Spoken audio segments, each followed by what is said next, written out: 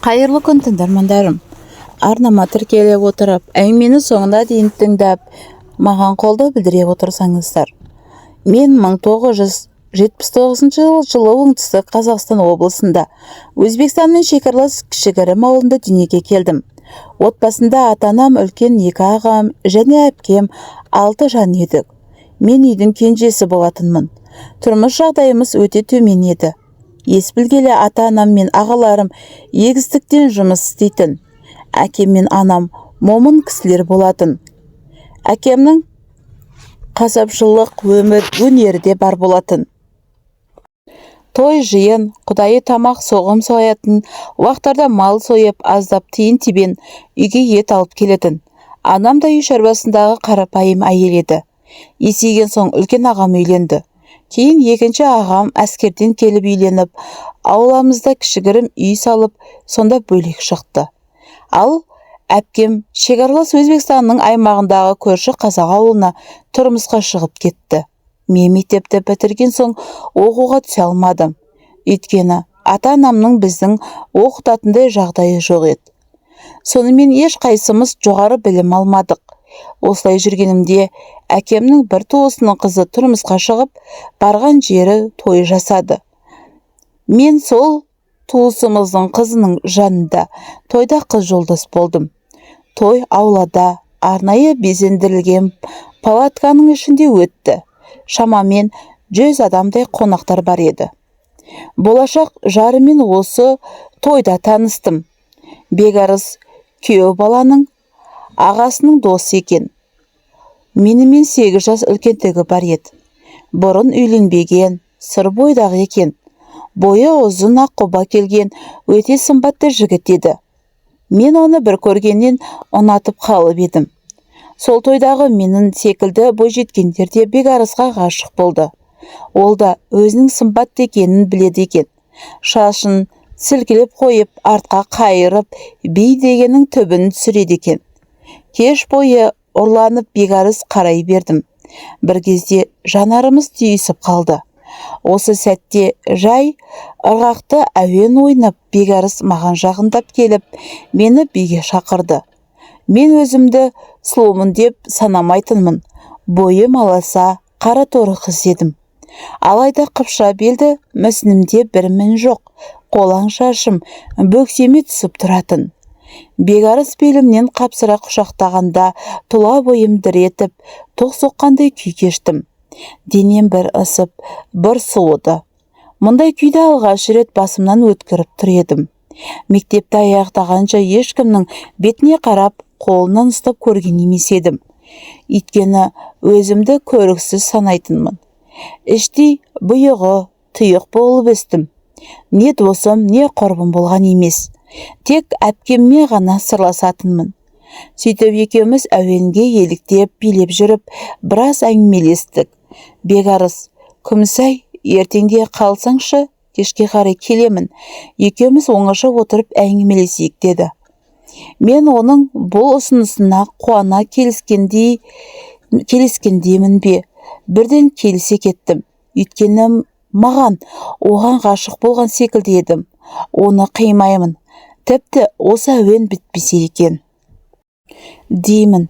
Сонымен мен қалатын болып, ертесінде кездесетін болып келістік. Той тарқағаннан кейін мен туыстарымыздың қызына мені ата-анамнан сұрап алып қалуын өтіндім. Гүлсім қуана келісті. Сенің қалғаның маған да жақсы болар еді. Мына жердің барлығын жинасып, маған көмектесер едің. Ертең кешке де күтетін қонақтарымыз бар деп мені ата-анамнан сұрап алып қалды.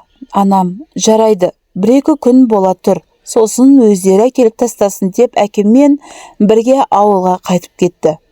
Сөйтіп Гүлсім киімін ауыстырып, туыс, көрші келіншектермен бірге тойдан қалған тағамдарды жиып, ыдыстарды жуып шайып болғанымызша түннің бір уағы да болды.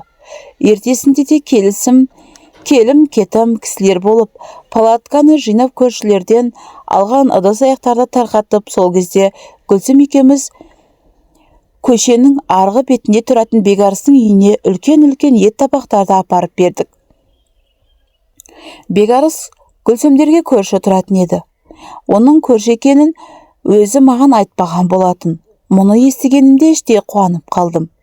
Кешеден бері ойымнан кетпей кешті күтіп, оны көргенше асық болып жүредім.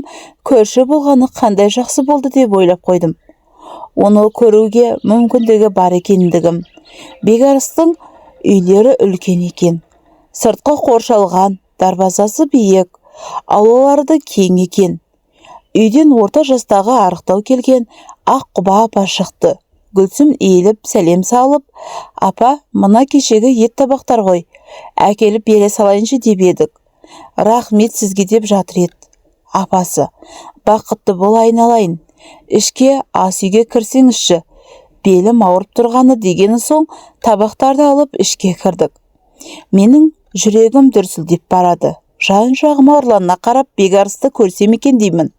Ас бөлмеге кіре бергенім сол еді. Тура алдымнан қолында кесесі бар Бекарыс шыға келді. Екеуміздің жанарымыз түйісіп қалды. Менің екі бетім ду етіп ысып шыға келді. Сол кезде Гүлсім, қайнаға, сіз үйде екенсіз ғой, басыңыз ауырып тұрғаным жоқ па деп қалжыңдап күлді. Сөйтіп еді Бекарыс, сәлем, қалайсыңдар? Иә, кеше сендердің бақыттарың үшін деп кішкене асыра сілтеп қойыппыз. Бәкең үйде ме? Гүлсімнің қайнағасы сұралып жатыр. Гүлсім, иә, үйде ғой, кеше Құдайға шүкір деп шай береміз, кешке шай береміз. Көршілер келетін шығарсыздар деп Бекарыс, әрине барамыз деді. Маған қайта-қайта қарап қояды. Мен жүзімді төмен салып, өзімше ұялып тұрмын. Табақтарды қойып, Гүлсімнің соңына шыға бергенімде Бекарыс, кешке келемін, мені күт жаным деп құлағыма сыбырлап үлгерді. Мен екі бетім алаулап, жүрегім дүрсілдеп, сыртқа шығып, апасымен қоштасып көшеге шыққанымызда Гүлсім маған сұраулы жүзбен, жаңа әлгі Бека қайнаға саған бірдеңе деді ме деп сұрады. Мен қысылсам да Гүлсімге оны ұнатып қалғанымды айттым. Кешке свиданияға шақырғанын айтып, маған онымен кездесуге көмектесші деп едім. Гүлсім тырқылдап күліп жіберді. О, ғашықтық, махаббат десеңші деді де. Күміс-ай, Беке сымбатты жігіт, осы ауыл аймақтың талай сұлуларын өзіне ғашық еткен, тастап кеткен. Жасы ұлғайып қалса да әлі үйленген жоқ. Отбасы өте жақсы. Үйде 3 ұл. Ол осы үйдің үлкені. Ата-анасы үйлендіре алмай жүр. Саған көзі түсті ме екен? Байқа Күміс-ай, ғашық болып ертеңгі күні жылап қалма дегенде аздап көңіл күйім түсіп қалды. Сонда да жүрек шіркін, сананы тыңдағысы келмейді ғой. Сол күйі кешті тағатсыздана күтіп жүрдім.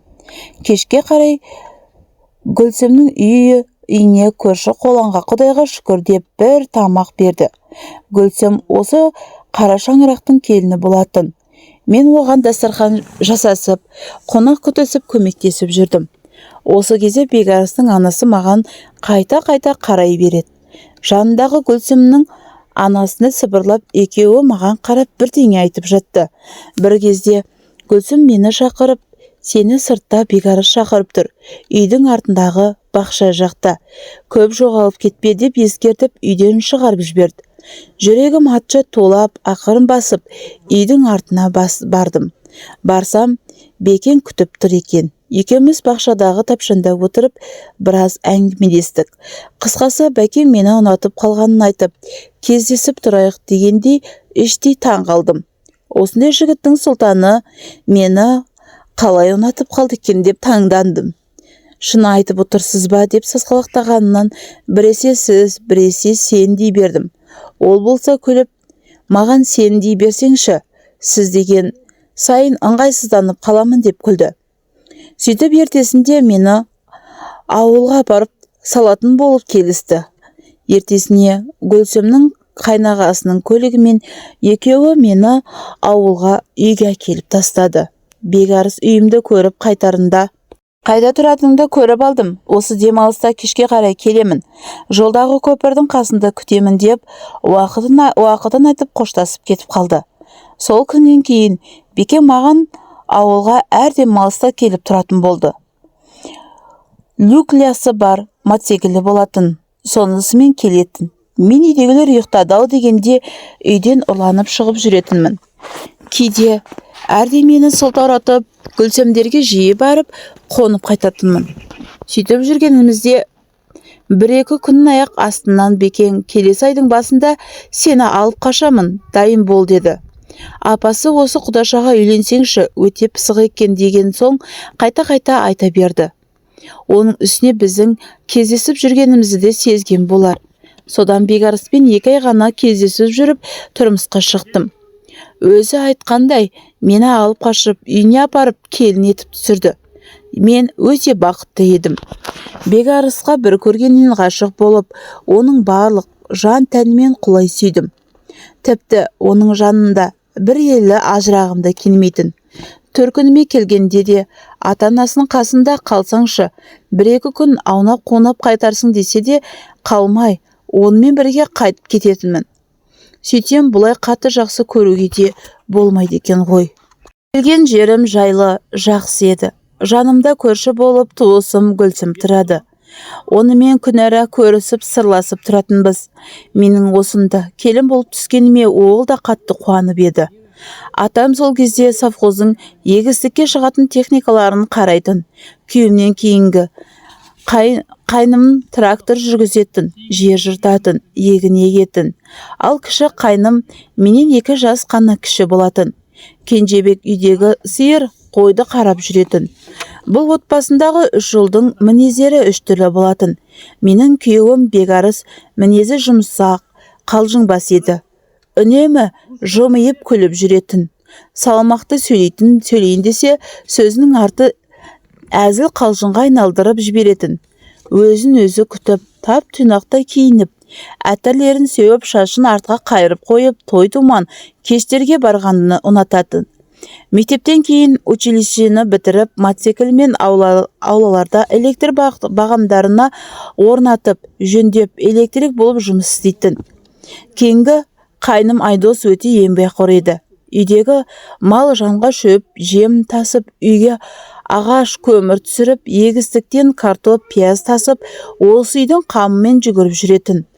Ал Кенжебек атқа мініп алып, малды өріске қосып жіберіп, күтіп алып, мен сиыр сауарда бұзауды байлап, жанымда көмектесіп жүретін.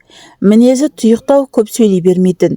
Дегенмен, ауылдағы мықты шабандоздың бірі еді.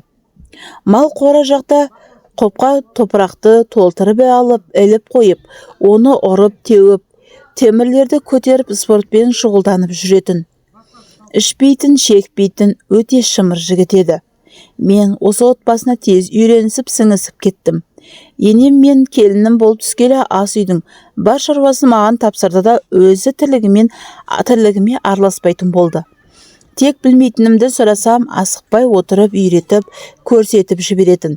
Қалаған уақытта бақшаға қарайтын, көбі пісіп, май шайқап, құрт жасап жүретін. Көрші құрбыларына барып, шай ішіп, әңгімелесіп келетін. Содан арада көп уақыт өтпей-ақ аяғым ауырлады. Оны естігенде ата енем немере сүйетін болдық деп қатты қуанды. Бекарыста қатты қуанып, жолдастарымен біраз күн тойлап кетті. Енем ауданған емханаға апарып қаратып келді. Барлығы жақсы деді. Алайда уақыт өте келе ішім күн санап емес, сағат санап өсе бастағанда еді. Сөйтсем, іштегі сәбилерім егіз екен. Екеуі 2 бүйірімнен тепкілейтін. Мұны білгеннен кейін енем маған үй шаруасын көп істете бермейтін болды. Кейіннен атамның тұқымында егіздер болғанын естідім. Осы қасиет маған ауған ба? Бізде де егіздер болады деп ақырындап дайындала бастадық. Ай күнім жақындаған сайын жүріп тұруым қиындай бастады. Ішім үлкейіп, өзі бойымда аласалау. Бекарыс, сен өліп қойған шар секілдісің деп қалжыңдап күлетін болды. Сонымен егіздерім мерзімнен бұрын дүние есігін ашып, аман есен босанып алдым.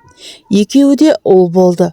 Үйдегілер қатты қуанды. Бекарыста ауруханаға күнде келетін, ұлдарын терезеден көріп кететін.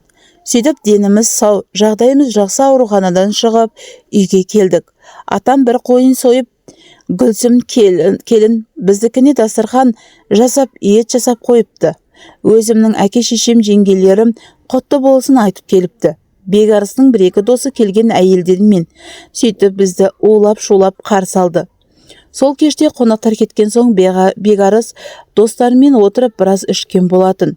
Содан ертесінде бас ауырып тұрса да көрші ауылда қатты желден электр бағамдары үзіліп, свет жоқ, соны жөндеу керек деп жандағы бірге істейтін жолдасын келіп алып кетті. Мен ауырып тұрсын ғой, сорпа ішіп аздап өзіңе келген соң бармадың ба деп едім. Жандағы жолдасы: ой, Күмісай, уайымдамашы, басын жазып береміз, ауыл свет жоқ деп шулап жатыр, бармасақ болмайды деп күйеуімді асықтырып киіндіріп алып кетті. Сол күні көңілім біртүрлі қобал жолы болды. Жан күйім, жаныма жай таба алмай қойдым. Сөйтіп, мұным бекер емес екен. Күйеуім сол ауылға жолдасымен бара жатқанда, сол жолдасы Жолай дүкеннен 100 грамм алып бекарысқа құйып беріп, басын жазып беріпті. Онысымен қоймай, электр бағымның басынан менің күйеуімді шығартып, содан үзілген жоғарғы волокты электр сымын жалғаймын деп бекарысымды ток ұрып, сол жерде тіл тартпай кетті. Мұны естігенде есімнен танып құладым. Күйеуімнің денесін әкелгенде оны көріп және есімді жоғалттым. Жүрегім қарс айырылды. Сен алмадым. Жылай-жылай көзімде таусылып, даусым шықпай қалды. Бұл жағдай барлығымызға ауыр тиді. Сөйтіп жанымды сүйген жарымды жер қойнына тапсырдық. Кеше ғана босанып ата-анаға мен бүгін қара жамылып жас жесір атандым. Мәңгүрт секілді тірі өлікке айналдым. Балаларым да қарауға мұршам болмай қалды. Қайта Гүлсім келіп қарасып жүрді. Ол да менен бұрынырақ сәбилі болып еді. Сонда да уақыт тауып келіп, шомылдырып, ананы мынаны үйретіп, арасында емізіп те беретін. Осылай жүргенімде бір күні енем кіріп: қызым, Құдайдың ісіне не шара? Барлығымыз қайғыдан қан жыртып отырмыз. Баламнан айырылу маған да оңай тисін бе? Амал қанша? Сен де енді анасың. Балаларыңды ойла қарағым. Бұлар Бекошымның көзі ғой, тұяғы. Есіңді жей қарағым. Ауырып қаласың. Сен ауырып қалсаң мына шақалақтарыңа кім қарайды? Қырқынан шығып, ширақтағанын күтім керек бұларға. Есіңді жейші айналайын деп кемсеңденіп жылап алды. Осы кезде енеме қарасам, бірнеше жылға қартайып кеткендей, оны аяп кеттім. Апа деп, енемді құшақтай алып, екеуміз солқылдап жылап отып алдық. Біздің дауысымыздан балаларым да қыңқылдап жылай бастады. Енем екеуміз 2 баланы алып, бесікке салып, 2 жаққа тербетіп ұйықтаттық. Осылай күрең күндер өтіп жатты. Бекарыстың 7-сін бердік. Артынан біз 40-мыздан шыға салдық. Күйеуімнің 40-ны өткіздік. Адамның басына қандай қайғы болса да, денесінде жаны болған соң, сүйретіліп жүре береді екен ғой. Сананы жаулаған соң сұрақ: енді не істеймін? Бекарыссыз қалай өмір сүремін? Осы ойлардың шырмауына шырмалып, күндерім өтіп жатты. Әке-шешем күйеуімнің 40-нан кейін үнсіз келген жоқ. Үйдегілер де үнсіз. Әркімнің өз қайғысы ішінде. Сөйтіп бекарыстың 100-ін өткізген соң, атамның туыстары келіп, үйдегілерге барлығын жинап алып шақыртып, ойымда ештеңе жоқ еді. Дастарханның төмен жағында шай құйып отырғанмын.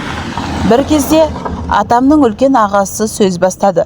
Бекарысымыз арыстай азаматымыздан қапыда айырылып қалдық. Жақсы адам жаратқанға да керек дейді. Бұған не шара енді? Құдайға шүкір дейік, артында тұяғы қалды. Келін шырақ, сен әлі жап-жассың деп маған қарап сөйлегенде, не айтар екен деп отыр едім, ойым сан жаққа кетті. Тынысым тарылып кеткендей. Сөйтсем атамыз: күйеуің кетіп, жастай жесір қалдың. Алайда қазақ жесірін қаңғыртпаған. Сол секілді ежелдегі әменгелік дәстүрімізді ұстанып, мына бекарыстың тұяғын жетімсіретпей, сендерді өз әулетімізде алып қалу үшін сені мына Айдос қайныңа қоссақ. Некелеріңді қисақ дегенде тамағыма тас тұрып қалғандай болдым. Айдос бекарыстан кейінгі тракторшы қайным еді. Ол да мұны хабары жоғау, аузы ашылып маған қарады. Екеуміз жанарымыз түйісіп қалып, екеуміз де ұялып, қысылғанымыздан көзімізді екі жаққа тайдырып әкеттік. Ішім алай-дүлей болып бара жатса да, үлкендердің алдында әдеп сақтауым керек. Отырған орнымда тас мүсінде қатып қалдым. Бір кезде Айдос орнынан ұшып тұрып, ағамның әйеліне жеңгеме үйлен демекшісіңдер ме? Бұл не сұмдық, жеңгемді қалай қатын етемін? Бұл не салт дәстүр? Миға қонбайтын әңгіме ғой бұл. Мен өлсем де жеңгеме үйленбеймін. Қойыңыздар деп шыр-пыр болса да ешкімді тыңдамай үйден атып шығып тракторына гүрілдетіп от алдырды да кетіп қалды. Үйдегілер аңтарылып отырып қалды. Мен балаларымды қарап келейін деп өз бөлмеме кіре салып еңіреп жыладым. Бұл не сұмдық, не сұмдық? Қайныммен қосқандары несі? Бұлардың деп өзегі мөртене өксіп жылап отырып едім. Бөлмеме Гүлсім кіріп келді. Оны құшақтай сала іштегі шерімді айтып біраз жыладым. Сонда Гүлсім мені өзіне қаратты да: Күмісай, мен сені түсінемін. Алайда бекарыс енді жоқ, келмеске кетті. Енді өзіңде емес, мына балаларыңды ойла. Төркініңе барғаныңмен әке шешеңде мәңгілік емес. Екі балаңмен сені жеңгелерің сидырмайды. Олар сидырмаса өзіміздің бағып өсіремін деймін. Алайда қалай бағасың? Біреу емес, екеу. Сосын сеніңде не білімің, не мамандығың да жоқ. Әменгілік деген біздің бұрыннан келе жатқан дәстүріміз ғой. Менің ақылымды алсаң, осы үйренген жеріңде қал. Қайныңа тұрмысқа шық деп ақылын айтты. Ойланып қарасам, оның сөзінің жаны бар секілді. Бірақ Айдос ше? Сол күні қайным Айдос ашуланып шығып кеткеннен үйдегі кісілердің барлығы тараған соң түннің бір уағында келді. Мен ас бөлмеде жалғыз өзім шай ішіп отыр едім. Екі балам кезек-кезек емеді. Сол себепті тез қарным ашып кете беретін. Асқа тәбетім татпаса да, балаларыма сүт керек. Содан түннің бір уағында тұрып тамақ жеп, шай ішіп жүретінмін. Айдос үйге кіріп ас бөлмеде отырған мені көрді де бұрылып осында келді. Мен үнсіз ғана шайымды ішіп отыра бердім. Сөйтіп едім, Айдос маған қарама қарсы орындыққа отырып, неге ұйықтамай отырсың деді. Ұйқы қашқалы біраз болды ғой дедім. Үндемей отырды да: Күмісай жеңеше, мен сені де кішкентай інілерімді де жақсы көремін. Бірақ маған ешқандай әйелім ретінде қарай алмаймын. Жасың менен кіші болса да жолың үлкен. Мен үшін сен жеңгемсің. Солай болып қала берсін. Ағам кеткенмен сені ешкім бұл үйден қуып жатқан жоқ қой. Балалармен тұра бер. Барлығымыз саған көмектесіп тұрамыз деді. Мен: жақсы Айдос, шаршаған боларсың, барып ұйықтасаңшы дедім де орнымнан тұрып өз бөлмеме кетіп қалдым. Бөлмеме келген соң тағы да дөңбекшіп ұйықтай алмадым. Ата-анам бүгінде бекарыстың жүзінде үндемей келді де кетті. Олар неге үнсіз жүр екен? Мен мұнда күйеуімсіз қалай тұра бермекпін? Не алып кетеміз демейді. Енді не істеймін? Өзім мен балаларым қалай болар екен біз? Бекарыс қалай ғана бізді тастап кете бардың деп күйеуімен алып көңілім босап, жолдасымның жастығын құшақтап солқылдап жыладым. Түндерде жарымды қатты сағынатынмын. Оның ыстық құшағын аңсайтынмын. Қойында жатып еркелейтін күндерім есіме түсетін. Жымиған бейнесі көз алдынан кетпейтін.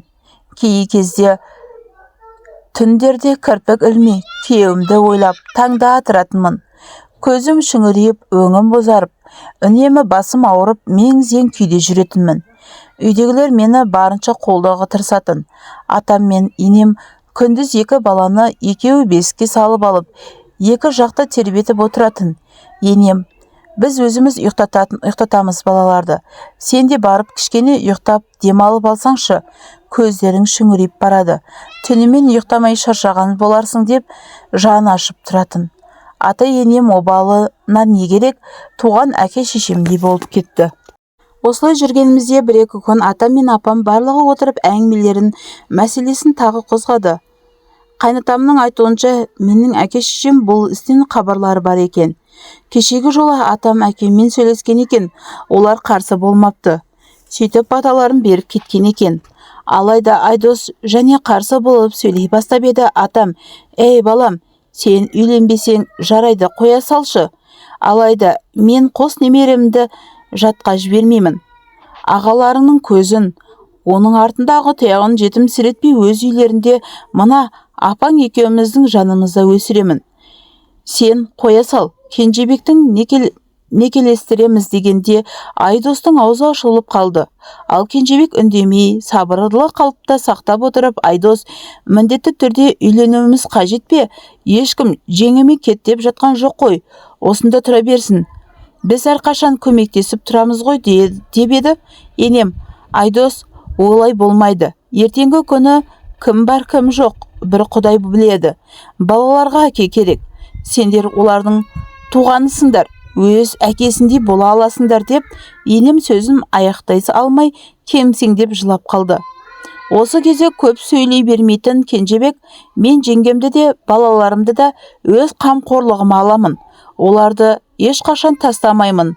Мен үйленемін жеңгеме. Осымен сөз бітті. Ертең екемізді қиғызыңыздар», деді де тоқ еткізді. Мен аң-таң болып қалдым. Атам мен апам Кенжебектің бұл шешіміне риза болып қалғандай. Жүздерінен бір қуанышты байқағандай болдым. Бөлмеме келген соң ішім және алай-дүлей болды. Қорқыныш, уайым, бір белгісіздік. Сөйтіп, ертесінде атам бір қойды сойып, үлкен аталарымызбен ең жақын деген атамның туыстарымен жақын араласып жүрген бір-екі көршілерді шақырып, бір тамақ жасап, Кенжебек екеумізді некемізді қиғызып үйлендірді. Сол түні қайным екеуміз бір бөлмеде ұйықтайтынымыз болмаса, Кенжебек маған саусағының ұшыда тигізгені жоқ. Екеуміз бір-бірімізден қысылатынбыз. Ол өзі көп сөйлей бермейтін тұйық жігіт. Менен 2 жас қана кішілігі бар еді. Кенжебек сыртқа ешқандай ішкі эмоцияларын білдірмейтін, үндемей бір қалыпты жүре беретін. Ал мен іштей амалсыздан көндіккен деймін. Бұл жағдайға өз-өзіммен осы үйдегілерді, тіпті көршілерден қатты қысылатынмын. Сөйтіп, кіші қайныма әмеңгірлік дәстүрмен тұрмысқа шығып тұрып жаттық. Әркім өз баяғындай шаруалармен айналысатын. Менде сол үйдің тіршілігімен балаларыма қараймын. Кенжебек екеуміздің ара қатынасымыз сол қайны мен жеңгі секілді. Түнде бір бөлмеде жатқанымыз болмаса, бір-бірімізге жақындамаймыз. Алайда мен үшін жалғыз жатқанның, жанымда қайнымның пысылдап ұйықтап жатқанын көңіліме бір тыныштық сыйлайтын еді. Кейде балаларыммен бірге қыңқылдап, екіншісін емізіп үлгермей жатсам, Кенжебек тұрып, екіншісін аяғына жастыққа салып, емізігін беріп тербетіп жұбата бере тұратын. Жанымда үнемі көмектесіп, болысып жүретін.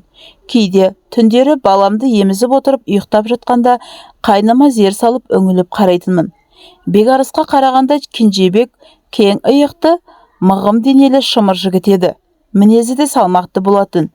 Жүзі күнге күйген, үстінен өзінің ердің иісі шығып тұратын.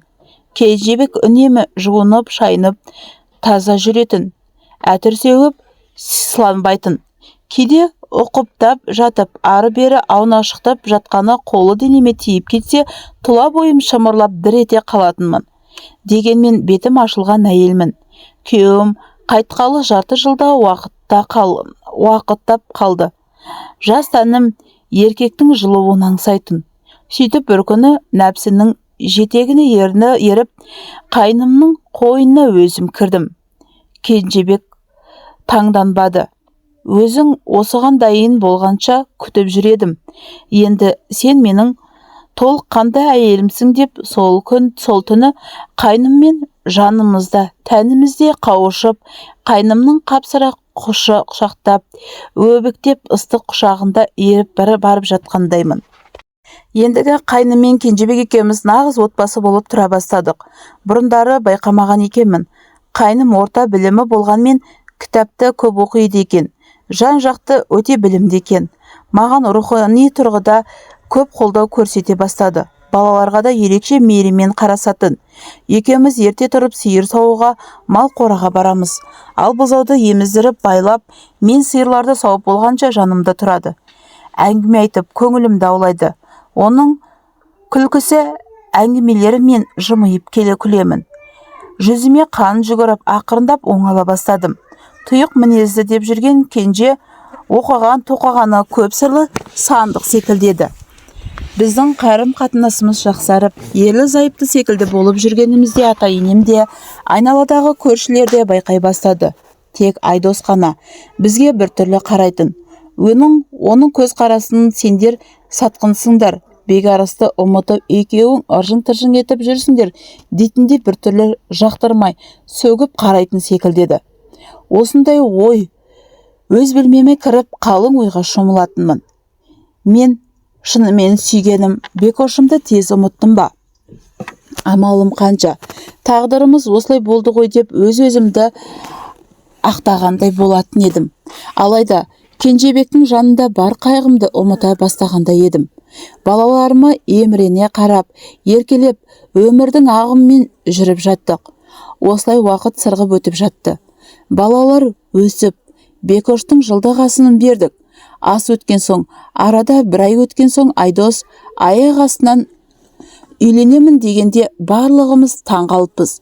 Сөйтсек, несіне таңғаласыңдар? Жасым болса ұлғайып келеді. Бұрыннан ұнатып кездесіп жүрген қызым бар. Енді үйленбеймін бе деп жүргенде ағам қайтыс болып, енді жылы өтсін деп жүрген болатынбыз. Дегенде барлығымыз бір-бірімізге қарап Айдостың жағдайын үнсіз ұққандай болдық. Айдостың қалыңдағы көрші ауылда мектептің мұғалім болып жұмыс істейді екен. Екеуін кездесіп жүргендері біраз уақыт болған екен. Қалыңдағы осынша уақыт Айдосты күтіп жүргеніне қарағанда оны қатты жақсы көреді екен-ау деп ойлап қойдық. Сөйтіп Айдос қалыңдығын алып қашып келіп, ауылдағылар беташар ғана жасап қоя салдық. Айдостың өзі осылай деп шешті. Сонымен мен абысынды болдым. Бір түрлі қызық еді. Бекарысқа тұрмысқа шыққанымда осы үйдің үлкен келін едім. Әмеңгерлікпен Кенжебекке қосылып енді кіші келін болдым. Айдос үйленген соң қолым ұзарып қалды. Бос уақытым пайда болды. Балаларға енемдер қарасатын. Көбіне атам екеуін жандарына ертіп алып, анда-мұнда қонаққа кеткенде алып кететін. Балаларында сол кісілерден қалмайтын. Кейіннен солардың жандарына жататын болды. Біз Кенжебек екеуміз оңашалап қалатын. Қайныммен қыз қуана еді. Жауырыны қақпақтай шымыр жігіт болатын. Мен оның құшақтағанда өзімді құтты қуыршақтай сезінетінмін. Жас айырмашылығымыз уақыт өте мүлде білінбей кетті. Кенже мені еркелетіп, көңілімді аулап, Бекарысты ұмытуыма себепкер болды. Тіпті күн санап оны жақсы көріп бара жатқандай едім. Осылай жүргенімізде бір күні Кенже, "Күмісай, сен оқи алмай қалдым" деп айтқаның бар еді ғой. Әлі де оқып бір мамандық иесі бола аласың ғой. Оқимын десең қалаға барып құжат тапсырып көрейік дегенде мен таңдана әрі ойлана қарадым. Білмеймін ғой, атамдар не дейді екен? Балалар бар деп едім. Кенже, олармен өзім сөйлесемін. Бастысы сен оқысаң болды. Үйде жеңгем бар. Балалар бәрібір ата-апасының жандарынан шықпай жүреді. Сен де оқып аласың, абысының секілді жұмыс істейсің. Қашанғы сиыр сауып, үй шаруасымен жүре бересің. Жұмыс дегенің өзіңе де бізге де жақсы болар еді деп күліп қояды. Ойлана келсем, Кенжебектің бұл ұсынысы құптарлық екен. Сөйтіп ата-енемен сөйлесіп едік, атамдар да бізді құптай кетті. Мені оқытатын болды. Сонымен Кенжебек екеуміз менің құжаттарымды реттеп қалаға барып, медициналық колледжге оқуға тапсырдым. Қала біздің ауылға жақын болатын. Күнінде қатынап барып келіп оқитын болдым. Көңілім алабұртып, қуанып, көкейімде кернеді. Оқысам деген арманым орындалатын болды. Сөйтіп ақырындап оқуға дайындала бастадым. Осылай жүргенімізде аудандағы үлкен көкпарда біздің ат құлағында ойнайтын шабандоз Кенжебек бас жүлде автокөлікті жеңіп алды. Ол кезде «Жигули» деген күшті көлік еді. Қуанышымызда шек болмады. Бұл біздің үйдегі алғашқы көлік еді. Үйдегілер қан шығарып, көрші қолаңды шақырып, бір тамақ берді. Сөйтіп Кенжебек мені күнде оқуға апарып әкеліп жүрді. Арасында такси жүргізуші болып ақша тауып жүретін. Мен студент атанып, бар ықыласым сабаққа ауды. Осылай 2-ші курсқа өтіп, колледжді тамамдайтын уақытымда аяғым ауырлап ұл босандым.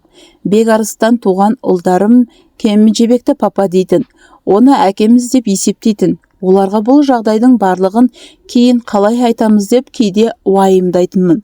Сөйтіп барлығын уақыттың еншісіне қойып, өскен соң көре жатармыз деп өз-өзімді жұбатып қоятынмын. Сөйтіп дипломымды алып, ұлды болып, ата-енемдермен бірге тұрып жаттық.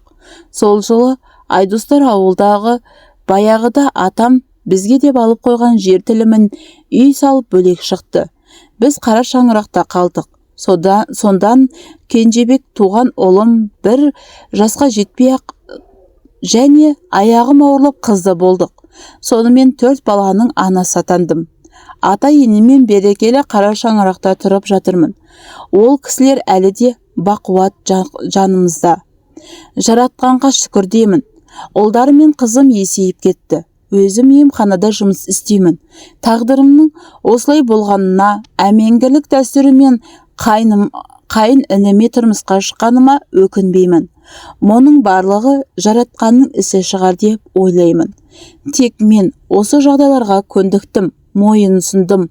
Бекарысымды ұмытқан емеспін. Ол қашанда менің жүрегімде.